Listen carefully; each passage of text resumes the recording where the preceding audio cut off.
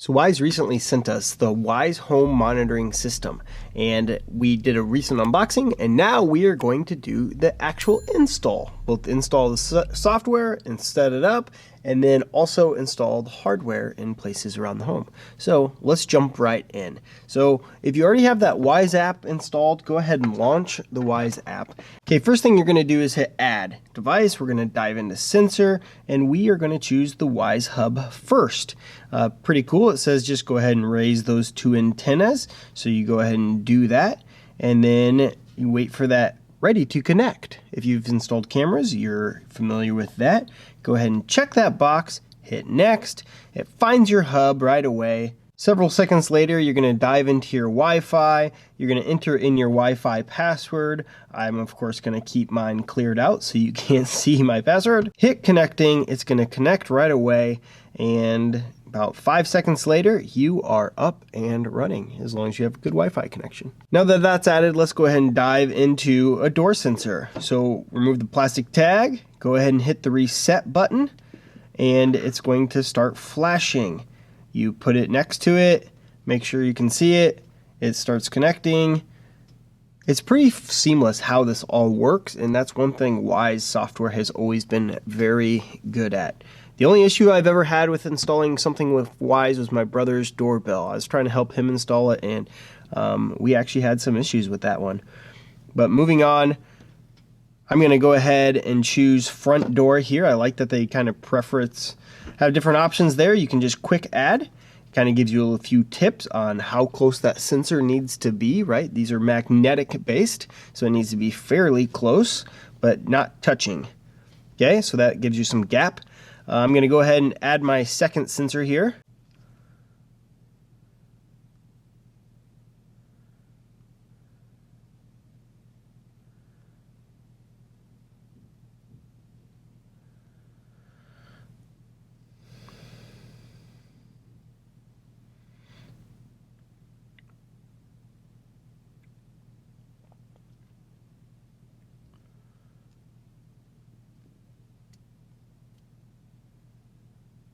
Okay, now I'm going to install the motion sensor. So all I hit is Wyze motion sensor. These are all the V2s, but I believe they do work with the V1 as well. Remove the tab and hold the button on the side. Now the button is pretty nice and easy to push, so no big deal. It's going to start connecting here. And just to be clear, I've already gone through this setup and recorded my screen, and I'm going through it, walking you guys through it right now. So if it seems a little off or I know what I'm doing, that's why. I'm going to install this sensor in my living room. So I'm going to choose living room. Again, I appreciate that they just have those standard rooms there. Now it does say put this in a room about 7 feet high. So keep that in mind. We will go ahead and install our room sensor. I also appreciate that they kind of give you some other tips on when you're installing it, avoid heat sources and stuff like that. All this to help make your sensors even better and detect even better, right? That's the whole point of it. So I love that they kind of give you those tips. Okay, now last but not least, let's install this keypad. For this one, you just remove the keypad plate on the back, you pull out the tab. I'm not really exactly sure where I'm going to be putting this keypad yet, but for now I'll just put in garage door. I changed it multiple times. I was unsure. And this is super easy to come back and add it after the fact. But as I come inside the garage door, I think into the house, this is where I'm going to probably put this. And now I have all the sensors that I've installed. So I love that there's boom right away. It says, hey, there's an upgrade to firmware. So go ahead and install the upgrade. Now obviously this install is going to depend on how fast your internet is, but the download's probably not very big. It's mostly just pushing it out to all your sensors and everything. So I'm going to just go ahead and fast forward here. And just for reference, it says it can take up to 5 minutes. Mine took almost exactly 2 minutes. So there we are. We are done with the install. Now that we have the hardware set up and added and installed in the rooms, now we have to install the monitoring piece. Now, this is a subscription, and Wyze did give me a free subscription for 1 year, so keep that in mind, but I will give you my honest review of it, and this is going to just help me evaluate the product that they sent me. So I appreciate that, Wyze. Thanks for partnering with our channel and providing you guys with the content of honest reviews here.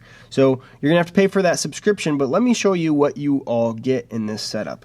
So I love that they kind of have this checklist right away showing you the different things we're going to need to look at. Now I do have multiple Wyze cams, so you can actually add one camera to the system. So you get person detection and all of that. I'm actually going to add my outdoor Wyze cam that shoots out the back door for my one camera enabled there.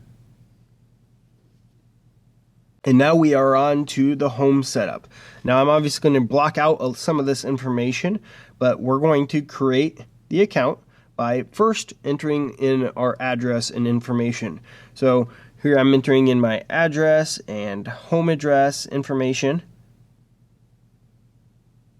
I'm going to name my home. Maybe some of you have multiple homes. There you go. You have multiple homes to monitor.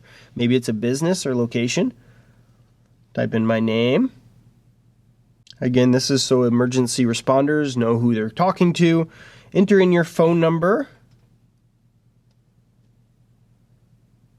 And once you do put in your phone number, it will ask you for a verification code to make sure that that is actually you. So now we're going to set up what we want monitoring on and what the different modes mean. Now I think this is pretty cool. It even kind of explains the different modes, right? So the disarmed mode prevents triggering your alarm. Home mode is monitoring your home's perimeter, and away mode is monitoring your entire home inside and out. So kind of gives you an idea there. So now you get to select what sensors you want to be chosen in home mode. Well, for me in home mode, and we work from home a lot, my wife and I, and we're going to have kids home all summer long. So home mode looks a little different right now than maybe it normally does, right? So I'm actually going to just choose the door. So then that way I know like when doors are open and people come and go.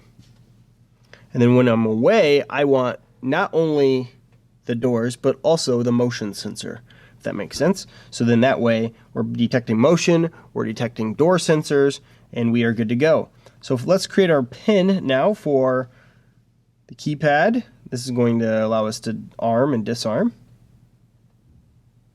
And I love that it allows you to choose, do you want to require this pin when you actually switch it on, right? So then that way a kid isn't going to accidentally just go ahead and hit that away button and now you're walking around the living room and the motion sensor goes off.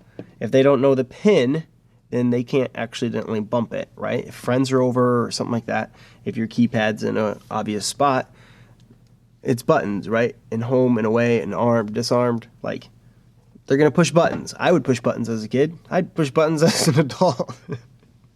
But I love that you can require your pin to turn it on even. That's a nice touch coming from a parent. Now, in some ways, it could get annoying, so if you don't have kids or you're not in that situation, I'd probably just keep it off, to be honest. Now, you can create this delay, which allows you to enter and exit. Now, I actually bumped mine up, right? So I got a lot of kids, and it takes us a while, and sometimes we get in the car, we start backing out, and about half the time, we have to stop in the driveway, and someone has to run back in the house. So I'm changing the entry and exit delays so we have a little more time after we turn on the alarm system. Now this is a pretty cool touch. You can actually add up to 5 cameras to monitor and turn on recording if you don't have them normally on, right? So mine are always set to always record, except for my outdoor camera, obviously. So I actually have 24/7 recording, but if you did just have that motion recording, it would actually turn the recording on when any of these sensors were tripped. So that's kind of a nice touch as well. You can choose up to 5 cameras. I'm not sure why you can't choose more than 5, but there is that. And then you do have to create your safe word. Now, this is for, you know, if something bad is happening and someone breaks in and you have to be able to give it a safe word to turn off your system. This is for good reason, because you got to be able to know the word to be able to cancel them from coming. Now, I appreciate that. from a standpoint of if something happens, if they don't know the word, you can't, disable the system or cut it off, for instance. Once they're notified, they're notified. Now, I currently have notifications shut off because, again, I set this up earlier and I was getting so many notifications, it was insane. So rather than backing it all off, I just turned off notifications for the time being. And I do want my system to be in test mode currently. That's going to allow me to test the system properly without notifying the authorities every time, I make a bad setting and walk across my living room. So I appreciate that. It kind of walks you through different things on the app and how to find different things. So you got the emergency button up in the corner. You can turn it on to disarmed, home, and away. So that matches up perfectly with your buttons on top here. You got your disarmed, home, and away. So you can do that from the app, or you can do that from your little keypad here, which I appreciate. You just swipe down and you are good to go. And now that's it. My cameras are starting to pop in and we are pretty much up and running. Now let's dive into some other settings so you can kind of see what else is available. So you got the home monitoring system. Obviously you can call the Wyze hub, whatever you want to call it. The volume is the volume on the hub itself. So I'm going to turn it on high and keep that status light on. That way I know it's actually working there. Alarm response, you got sensors, right? And this is where we kind of preset. When I'm home, I want my door sensors. When I'm away, I want the door and camera sensors there. So this is where you can change that. Now, if I dive into cameras, this is where you're going to choose those different security cameras if you want to capture those with the movement. And then again, you can edit your entry and exit delays, and then you can dive into your test mode. Now, the test mode, this is where I can turn that off when I'm ready to go. But right now, obviously, I'm ready for testing. I'm going to keep this going and see if I can minimize some of my notifications right now.